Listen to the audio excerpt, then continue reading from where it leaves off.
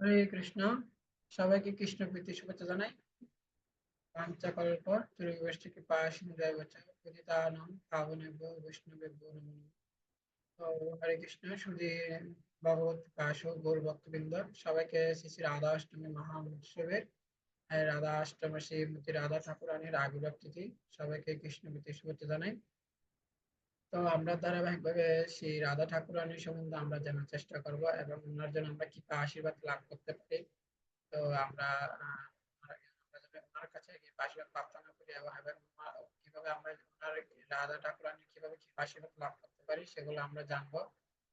তো সবাইকে আমি কিভাবে অনুরোধ করব আমাদের সাথে থাকবেন এবং আমাদের ধারাবাহিকভাবে আমরা বিভিন্ন ভিডিওগুলো দেব, আপনারা সেগুলো দেখবেন এবং এর মাধ্যমে যে জীবের সাথে যে রাধা কৃষ্ণের সাথে একটা জীবের নিত্য একটা সম্পর্ক আছে সেগুলো আমরা জানতে পারবো। আমাদের জীবনের সাথে যে রাধা কৃষ্ণের সাথে একটা সম্পর্ক রয়েছে, আমাদের জীবনকে যদি রাধা কৃষ্ণের সাথে সংযুক্ত করি, ভগবানের সাথে সংযুক্ত করি, আমাদের জীবনকে সুখী করতে পারি।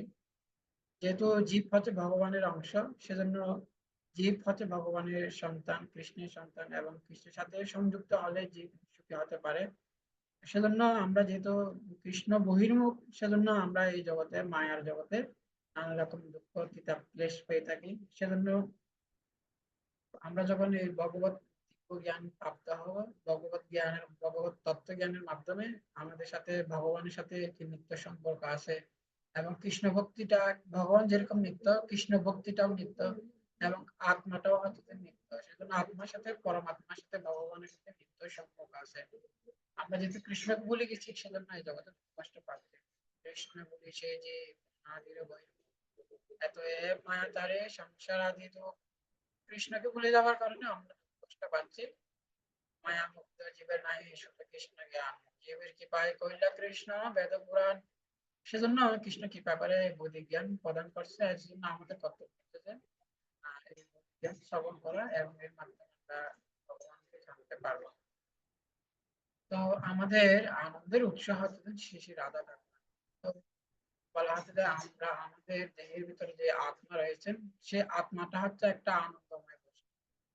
তো যেহেতু আত্মাটা হচ্ছে একটা আনন্দময় বস্তু, সেজন্য ভগবান হচ্ছে যে ভগবান হচ্ছে যে ঠিক সেরকম আনন্দময় বস্তু। তো আত্মার সাথে একটা ভগবানের সাথে একটা কি রয়েছেন, একটা সম্পর্ক রয়েছে। কিন্তু আমরা সে আত্মাটা হচ্ছে একটা পারমার্থিক সত্তা, আত্মাটা হচ্ছে একটা আনন্দময় বস্তু। কিন্তু সেই আনন্দ আমরা কিভাবে লাভ করতে পারি? আমরা যখন সে আনন্দময় ভগবান তার তার সাথে আমরা যত সংযুক্ত হব, তখনই আমরা সেই আনন্দটা লাভ করতে পারবো। তো সেজন্য ভগবান এই কলিযুগে ভগবান নাম রূপে তিনি অবতীর্ণ। নাম চিন্তামণি কৃষ্ণ চৈতন্য রসগোল্লা পুণ্য সিদ্ধ নিত্যমুক্ত অমরনাথ নাম। ভগবান এর নাম রূপে কলিযুগে নাম রূপে অবতীর্ণ হয়েছে। তো এর নাম হচ্ছে যে স্বয়ং ভগবান রাধা কৃষ্ণ স্বয়ং নাম রূপে তারা অবতীর্ণ হয়েছেন। আমরা যখন হরে কৃষ্ণ মহামন্ত্র জপ করি, তখন আমরা বলে থাকি হরে কৃষ্ণ রাম, তিনটা শব্দ। হরে মানে হচ্ছে যে ভগবানের আলাদিন শক্তি শ্রী রাধা ঠাকুরানী, আর রাম মানে হচ্ছে যে বলরাম, শ্রী বলরাম, আর কৃষ্ণ মানে হচ্ছে যে কৃষ্ণ। সেজন্য আমরা যখন হরে কৃষ্ণ মহামন্ত্র জপ করি, তখন সেখানে আমরা কি করি, সেখানে হরে কৃষ্ণ জপ করার মাধ্যমে আমরা রাধা কৃষ্ণকে প্রকৃতপক্ষে স্মরণ করে থাকি।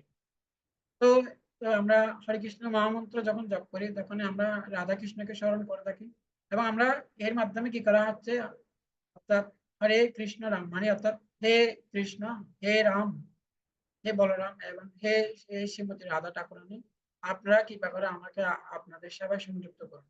তো আমরা যখন হরে কৃষ্ণ মন্ত্র জপ করি, সেখানে ভগবানের কাছে প্রার্থনা করা হচ্ছে, কৃষ্ণের কাছে প্রার্থনা করা হচ্ছে এবং শ্রীমতী রাধা ঠাকুরানীর কাছে প্রার্থনা করা হচ্ছে।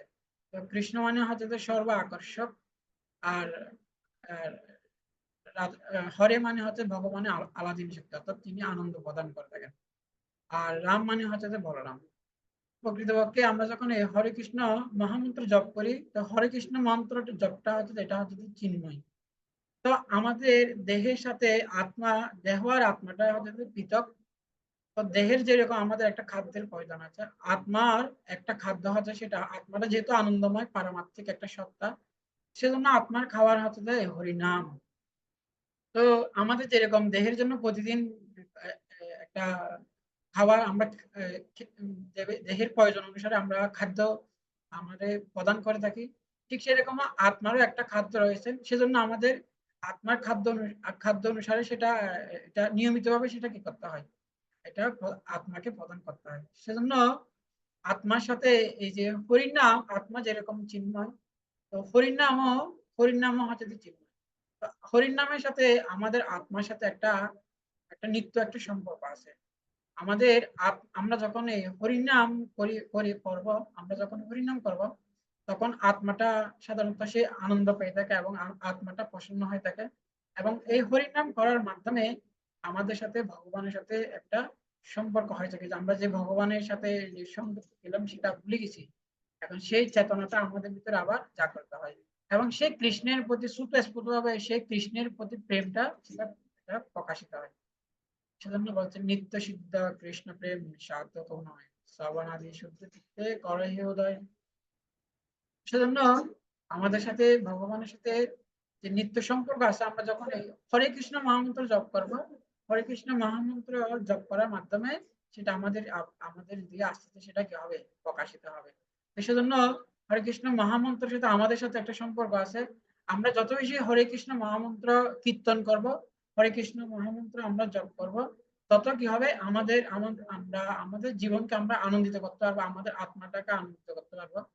সেজন্য আমাদের জীবনকে আনন্দ আনন্দ করার একটাই রহস্য, সেটা হচ্ছে কি হরে কৃষ্ণ মহামন্ত্র জপ কীর্তন করা। এই হরে কৃষ্ণ জপ কীর্তন করার মাধ্যমে আমরা আমাদের জীবনকে সুখী করতে পারি। কিন্তু জড়জাগতিক জীবনের মাধ্যমে মানুষ কখনো সুখী হতে পারে না।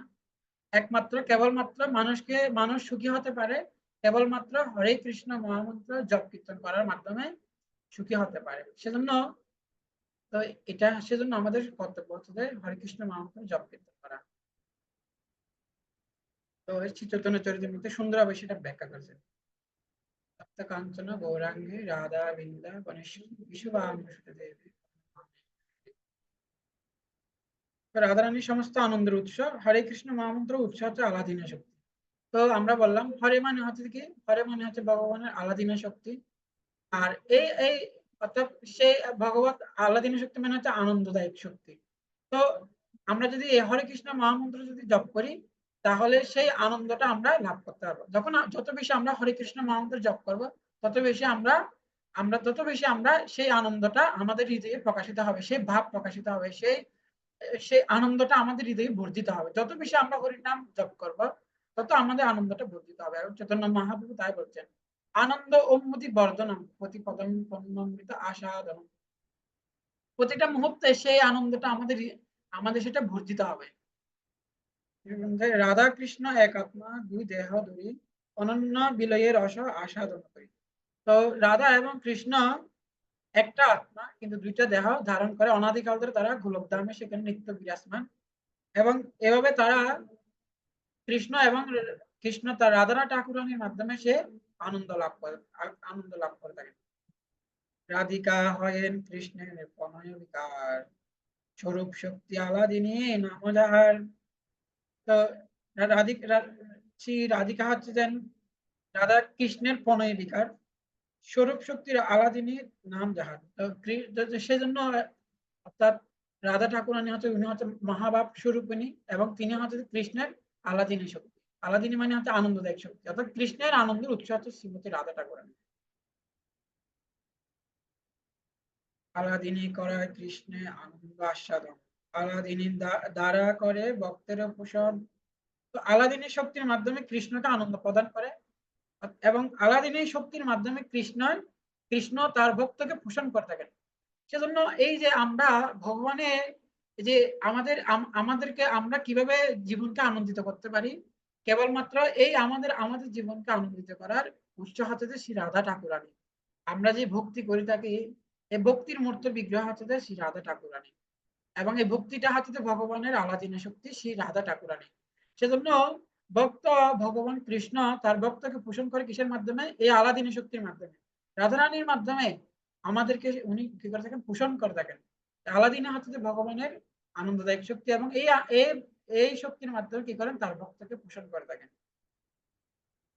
আলাদিনের সার প্রেম, প্রেম সার ভাব, ভাবের পরম কাষ্ঠা নাম মহাভাব।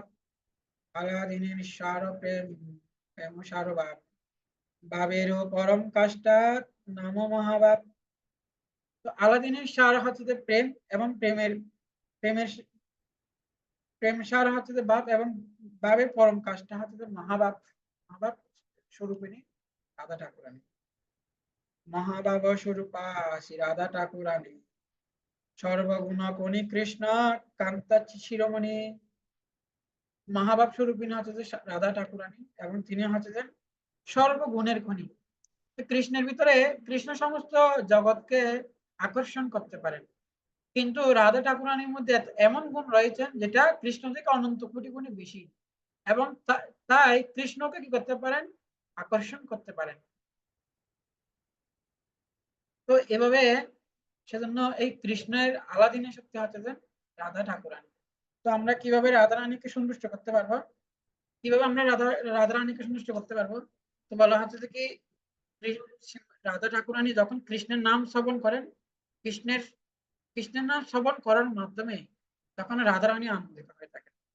তো আমরা যখন এই হরে কৃষ্ণ মহামন্ত্র জপ করব, সেখানে কৃষ্ণকে স্মরণ করা হয়। তো যত বেশি আমরা এই হরে কৃষ্ণ মহামন্ত্র জপ করব, কীর্তন করব, সংকীর্তন করব, তত বেশি আমরা রাধা ঠাকুরানীকে সন্তুষ্ট করতে পারবো। সেজন্য রাধারানীকে সন্তুষ্ট করার একটা পন্থা, সেটা হচ্ছে যে হরে কৃষ্ণ মহামন্ত্র কীর্তন করা। হরে কৃষ্ণ মহামন্ত্র কীর্তন করার মাধ্যমে আমরা রাধারানীকে সন্তুষ্ট করতে পারি। তো সেজন্য রাধা অষ্টমীটা হচ্ছে যে অনেক গুরুত্বপূর্ণ। এই রাধা অষ্টমী থাকলে কি হয়, তো আমরা যদি যদি জন্মাষ্টমী থেকে যদি কেউ যদি রাধা অষ্টমী না থাকে, তাহলে সেটা পরিপূর্ণ হয় না।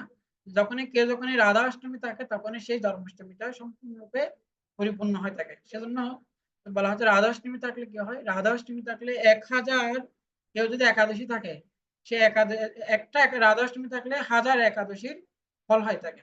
সেজন্য রাধা অষ্টমীটা হচ্ছে যে অনেক গুরুত্বপূর্ণ।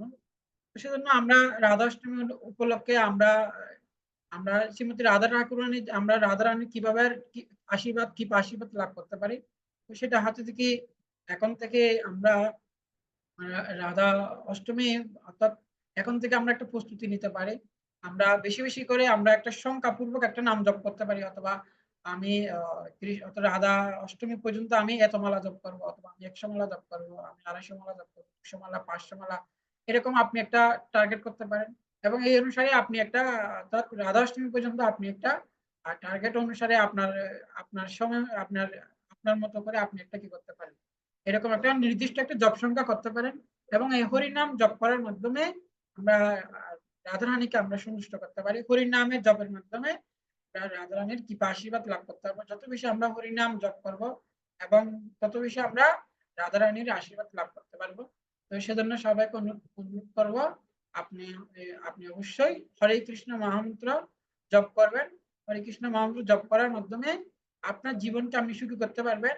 এই হরে কৃষ্ণ মহামন্ত্রের জপের সাথে আমাদের জীবনের সাথে সম্পর্ক রয়েছে, এবং হরে কৃষ্ণ মহামন্ত্র জপ করার মাধ্যমে কৃষ্ণের সাথে আমাদের আমাদের সে যে কৃষ্ণের প্রতি আমাদের যে প্রেম অনুরাগ রয়েছে, সেটা বর্ধিত হবে। এবং এই হরে কৃষ্ণ মহামন্ত্রের মধ্যে সেখানে রাধারানী সে নিহিত রয়েছেন, এবং সে হরে কৃষ্ণ মহামন্ত্র জপ করার মাধ্যমে আমরা আনন্দিত হতে পারবো। সেজন্য সবার কর্তব্য আছে হরে কৃষ্ণ মহামন্ত্র জপ করা, এবং হরে কৃষ্ণ মহামন্ত্র জপ করার মাধ্যমে আমরা যত সম্ভব বেশি বেশি করে হরিনাম জপ করব, এবং হরিনাম জপ করার মাধ্যমে আমরা রাধারানীর সন্তুষ্টি বিধান করতে পারবো। তো সবাই ভালো থাকবেন, সবাই ভালো থাকবেন। জয় শ্রীমতী রাধা ঠাকুরানী কি জয়, ভগবান শ্রীকৃষ্ণ চন্দ্র কি জয়। হরে কৃষ্ণ কৃষ্ণ কৃষ্ণ হরে হরে, হরে রাম রাম রাম হরে হরে, হরে কৃষ্ণ।